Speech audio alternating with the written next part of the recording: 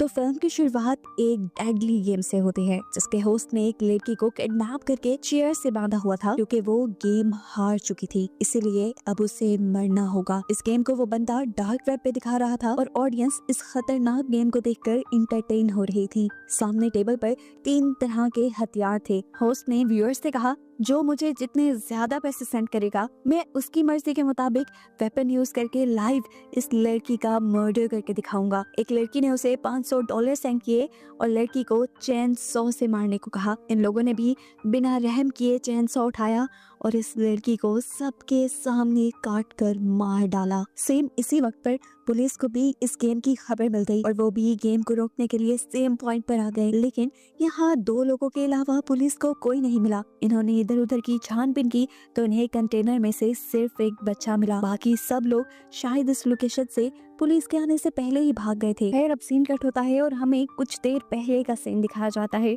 Ben थका हारा अभी घर आया ही था कि उसे खबर मिली कि उस आदमी ने दोबारा से वो गेम शुरू कर दी है। खबर सुनते ही वो फौरन पुलिस स्टेशन पहुंचा जहां डार्क वेब पर बैठकर सारे ऑफिसर्स वो गेम देख रहे थे, उसी प्रेजेंटर की जिसे ये अभी तक सक्सेसफुली ट्रैक नहीं कर पाई। गेम में उसने 2 लोगों को किडनैप करके रखा हुआ था और जबरदस्ती वो उन दोनों से रॉक पेपर सीजर खिलवाता है। ये दोनों जानते थे कि इस खेल के बाद इनकी जान चली जाएगी। ये दोनों जब नहीं खेलते तो इन्हें टीजर गन से शॉक दिया जाता है। दोनों जब गेम खेलते हैं तो लड़की हार जाती है, जिसकी वजह से अब उसको मार दिया जाना था। ये वही सीन था जिसे मूवी के स्टार्ट में ही दिखा दिया गया है कि कैसे के लोग इस लड़की को चेन सॉ से मार देंगे। ये सब देखते हुए बेन फौरन अपनी साइबर सिक्योरिटी के पास जाता है और उसे प्रेजेंटर को ट्रैक करने को कहता है। पर बुरी खबर ये मिलती है कि प्रेजेंटर तो ऐसा सिस्टम यूज कर रहा है जिसकी वजह से पुलिस भी उसे ट्रैक नहीं कर पा रही। हर मर्तबा उसकी ट्रैक हुई लोकेशन गलत मिलती है और वो बच जाता है,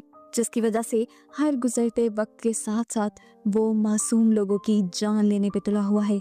सीन कट होकर हमें कातिया नाम की एक लेडी को दिखाया जाता है जिसका आज जॉब पे पहला दिन था। उसने कस्टमर्स को बहुत अच्छे से डील किया और इसी टाइम पे उसकी को वर्कर सोफिया उसके पास आई। यहाँ सीन कट होकर हमें शो के प्रेजेंटर को दिखाया गया जो फुल टाइम कातिया के ऊपर ही नजर रख रहा था। कातिया के साथ उसने 3 और लोगों पर भी नजर रखी हुई थी। शायद वो इन तीनों को ही किडनैप करके अपना शिकार बनाने वाला था। यहाँ पर हम बेन को देखते हैं जो अभी भी उस प्रेजेंटर के पुराने शो को देख रहा है। बैकग्राउंड पे उसे कुछ लोग दिखाई देते हैं और जब वो उनके बारे में इन्वेस्टिगेट करता है तो उसे पता चलता है कि इन लोगों का भी किडनैप हुआ था। यानी प्रेजेंटर यहाँ जितने लोगों को मार रहा था उन्हें वो इलीगली किडनैप किया करता था। यहाँ जॉब खत्म होने के बाद अब कातिया घर जाने के लिए निकल ही रही थी, पर सोफिया ने उसे रोक लिया क्योंकि आज उसका पहला जॉब का दिन था और सोफिया चाह रही थी कि उसके साथ थोड़ा सा टाइम स्पेंड किया जाए। कातिया बताते हैं, मैं रुक नहीं सकती क्योंकि घर पर मेरा बेटा और मेरी मॉम मेरा इंतजार कर रहे होंगे।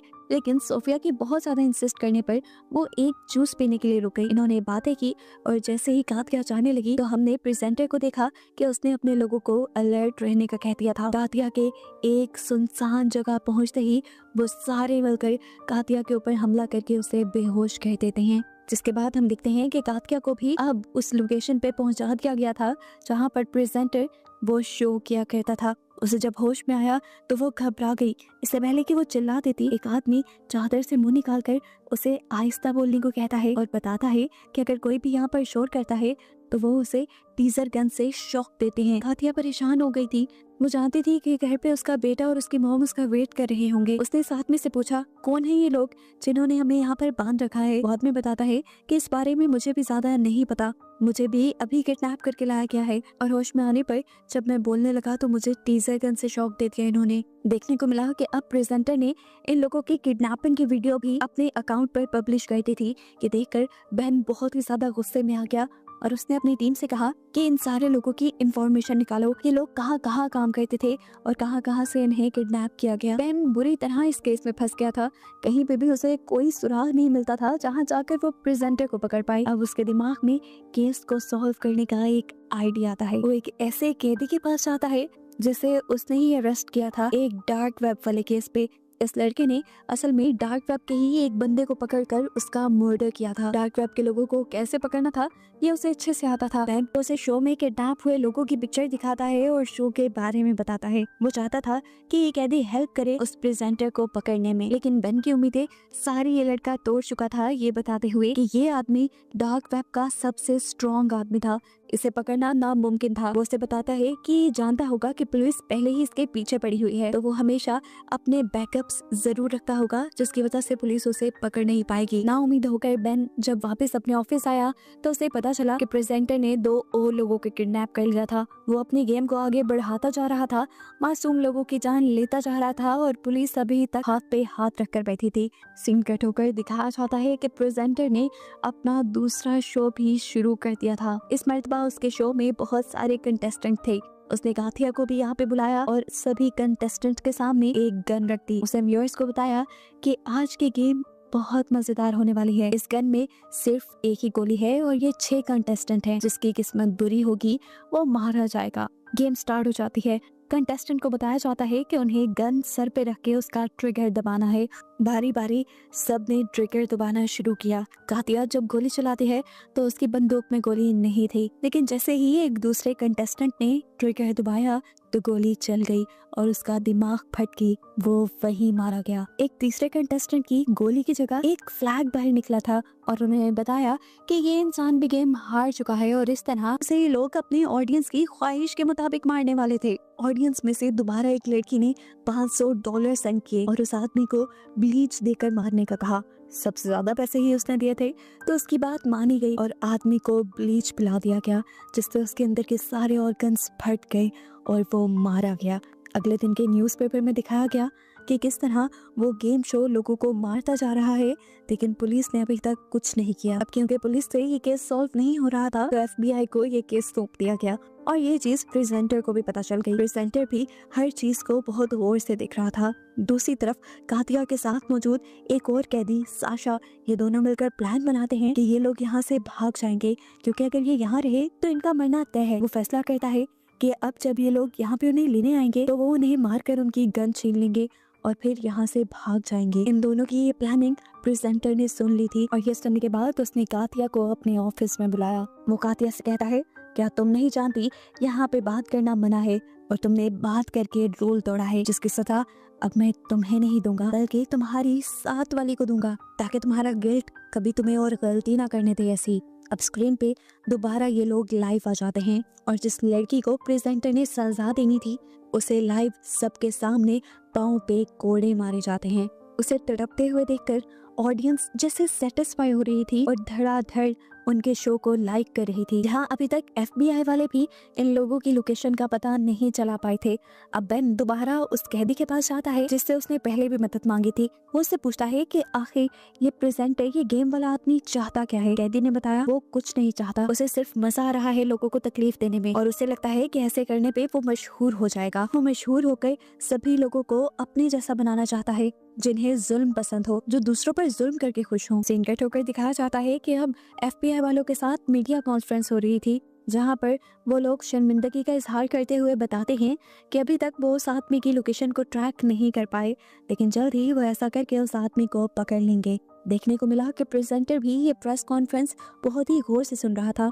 सीन कट होकर हम बेन को देखते हैं जो वो अपने घर आया था। वहाँ पर उसके लिए एक सरप्राइज था। उसकी वाइफ को पता चला था कि उनके घर एक बेटी पैदा होने वाली है। ये सुनकर बेन को खुश होना चाहिए था, लेकिन वो खुशी का इजहार नहीं कर पाया क्योंकि वो इस केस में बहुत ज्यादा इन्वॉल्व हो गया था और इस तरह उसकी वाइफ को लगने लगा कि शायद बेन इसकी फैमिली से और उसकी बेटी से खुश नहीं। यहाँ दोबारा हम प्रेजेंटर का शो देखते हैं, जहाँ पर वो 4 लोगों की तस्वीर दिखाता है और बताता है कि अगले दिन वो इन 4 लोगों को किडनैप करने वाला है। यानी वो सीधा सीधा पुलिस को धमकी दे रहा था और साथ ही एक मौका भी दे रहा था उसको पकड़ने का। पुलिस वाले फौरन उन लोगों की लोकेशन ट्रैक करने लगे जिनको उस आदमी ने किडनैप करवाना था। इतने में ही बेन जब ऑफिस में आया तो उसे मीडिया वालों ने घेर लिया। अब प्रेजेंटर जैसे ही बेन की फुटेज देखता है तो वो हैरान हो जाता है कि एक नॉर्मल सा पुलिस वाला इतना ज्यादा इस केस में इंडल्ज क्यों है। वो इसके बारे में इंफॉर्मेशन निकलवाता है और उसे पता चलता है कि बेन की मॉम और बहन किसी ने बेदर्दी से उन दोनों का मर्डर कर दिया था।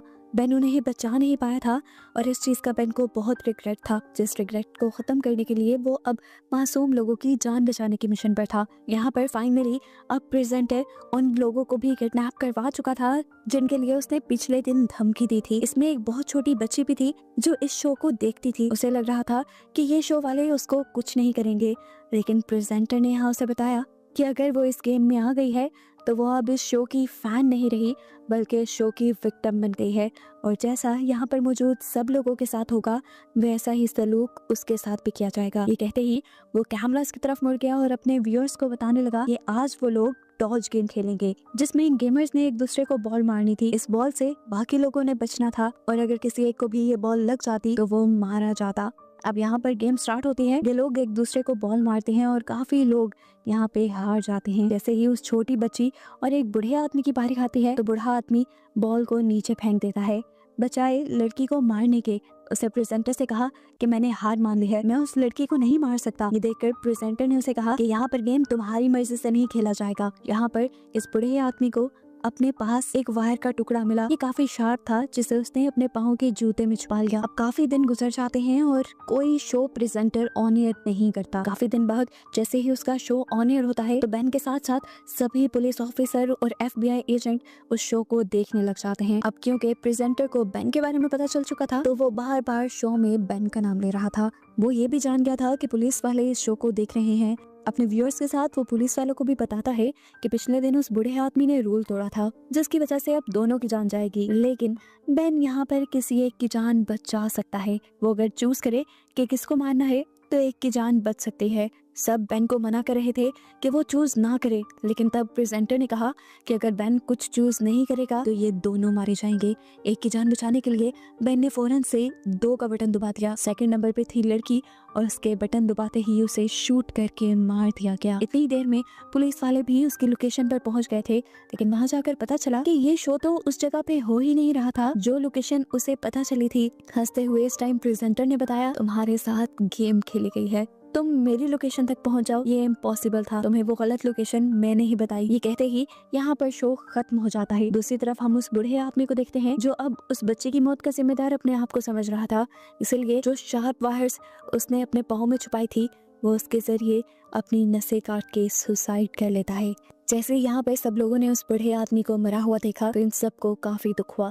दूसरी तरफ दिखाया गया कि अब बेन भी शदीद शौक में था क्योंकि वो अब मासूम लड़की की मौत का जिम्मेदार अपने आप को समझ रहा था। वो इस गिल्ट से बाहर निकलना चाहता था, कुछ करना चाहता था, इसीलिए वो जब ऑफिस के लिए निकलने लगा तो उसे अपने गेट पे एक पार्सल रिसीव हुआ। वो जानता था कि ये पार्सल जरूर प्रेजेंटर ने भेजा होगा क्योंकि वो बार बार जबरदस्ती बेन को इस सब में घसीटना चाह रहा था। हम देखते हैं कि प्रेजेंटर खुद गाथिया के पास आया है। उसने गाथिया को बताया कि आज तुम्हारी मौत का दिन है, अगर तुम चाहो तो अपने छोटे लाइन से बात कर सकती हो। वो हैरान हुई ये जानकर। छोटा लाइन वो अपने बेटे को कहती थी, ये बात उसे कैसे पता चली?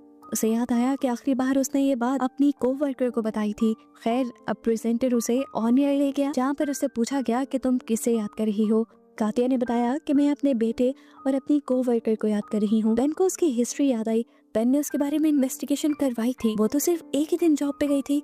अगर उसने अपने क्लीग का नाम लिया है इसका मतलब ये बेन के लिए एक हिंट है, जरूर उसकी क्लीग भी इन सब में इन्वॉल्व है। वो फौरन उसकी क्लीग यानी सोफिया से मिलने के लिए चाहता है, जहाँ पर पहले तो सोफिया उससे कोई बात नहीं करती, लेकिन फिर वो कुछ नोट लिखकर बेन को बताती है कि उसके बेटे को भी इन लोगों ने किडनैप किया हुआ है। कैमरास में से वो इन्हें देख सकता है। उसने जो सब गाथिया के साथ किया वो करना उसकी मजबूरी बन गई थी।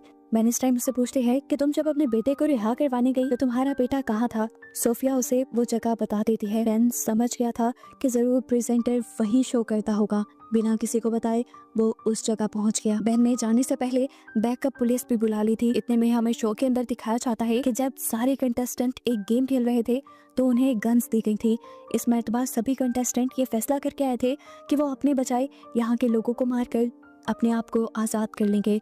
इस सब में उन्होंने फायरिंग शुरू कर दी। जवाब में प्रेजेंटर के सिक्योरिटी गार्ड्स ने भी यहाँ पे फायर किया और 2 गेमर्स तो वैसे ही मारे गए, लेकिन टीम ने यहाँ से भागने की अच्छी कोशिश की जिसमें गाथिया भी थी। गाथिया के साथ उसका एक साथी साशा जब बाहर की तरफ बढ़ रहा था तो उसे एक गार्ड ने पकड़ लिया।